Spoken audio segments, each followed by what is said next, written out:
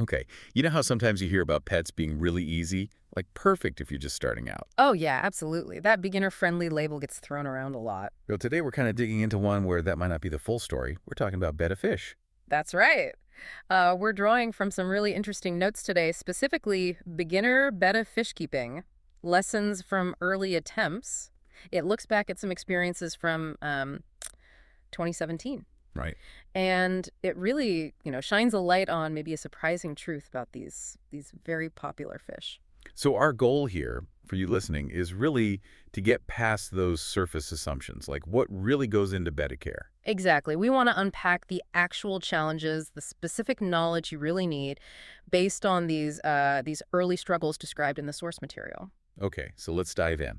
The source talks about the author and their partners starting out, their first time keeping fish. And they deliberately chose what the notes call regular, non-show grade betta fish.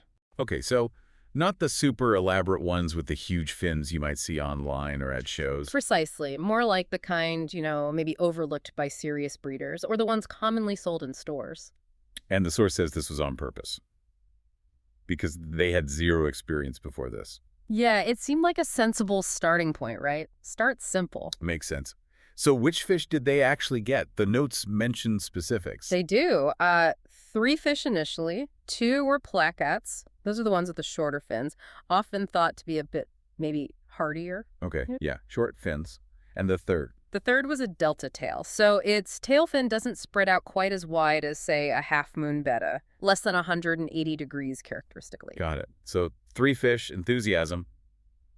But how did it go? Well, they managed to keep them going for a few weeks, which is something. All right. But ultimately, the notes are clear, they unfortunately didn't survive very long. Oh, okay. That's tough. Does the source say why? It connects it very directly to their inexperience. Specifically, and this is the key phrase, maintaining water quality. Water quality. Okay. So that was the big hurdle. It seems so. The notes really emphasize that this wasn't just, like, a minor issue. It was central to why the fish didn't make it. All right. So here's where it flips the script a bit, Yeah. right? Because we always hear betas are easy. Exactly. And this is what the notes highlight. It says quite directly, here's where it gets really interesting. Okay. It challenges that whole popular belief head on. The source states, pretty unequivocally, contrary to popular belief, betta fish are not beginner-friendly. Wow. Okay. So completely the opposite of what you usually hear. Pretty much. It definitely makes you rethink that common advice. So why then? Why aren't they beginner friendly according to this source?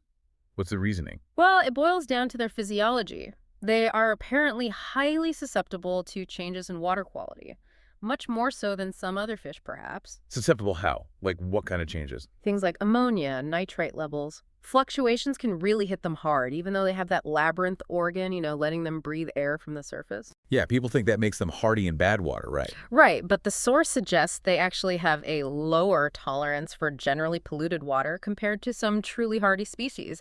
Consistent, clean water is apparently paramount. Okay, so that really changes things. If you want to keep them healthy, especially indoors in a tank, what does that actually mean? What steps are essential? The notes lay out some non-negotiables. It's not just about good water quality, it's about consistent, pristine conditions. Stability is key. So regular maintenance. Absolutely. We're talking diligent, regular water changes. Often, small, frequent changes are better than big, disruptive ones. Helps keep things stable. And the source mentions something specific too, leaves. Yes.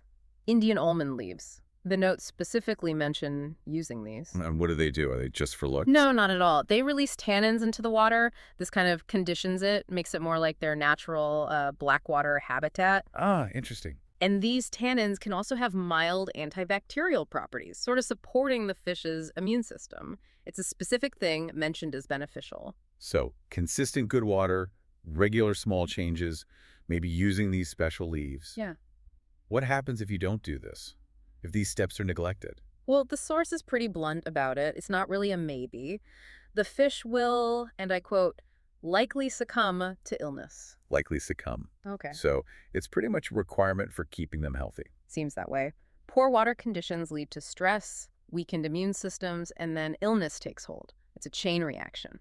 So this is really crucial info then. If you're thinking about getting a beta, Or maybe, if you've had one before and struggled. Exactly. This gives you a much clearer picture of what's actually needed. It's not just a pretty fish in a bowl that takes care of itself. Right. It goes way beyond that easy pet reputation. Right. It reveals the specific, diligent care they really demand for their well-being. Mm-hmm. A very different picture than the common perception. So wrapping this up, the big takeaway from this deep dive, really, is that betta fish, yeah, they're popular, yeah, they're beautiful. But they absolutely demand specific, attentive care, especially that water quality piece. Right. It just completely challenges that whole idea of them being simple starter pets. It really does. And, it makes you wonder. Yeah. Well, if something that seems so straightforward on the surface, like caring for a single betta fish, has these hidden complexities, what else is like that? What other things we think of as easy responsibilities or even simple topics might actually have deeper layers, nuances you only really see when you, dive into the specifics, into the sources. That's a really good point. Makes you think about looking a little closer at things we take for granted. Something definitely to ponder.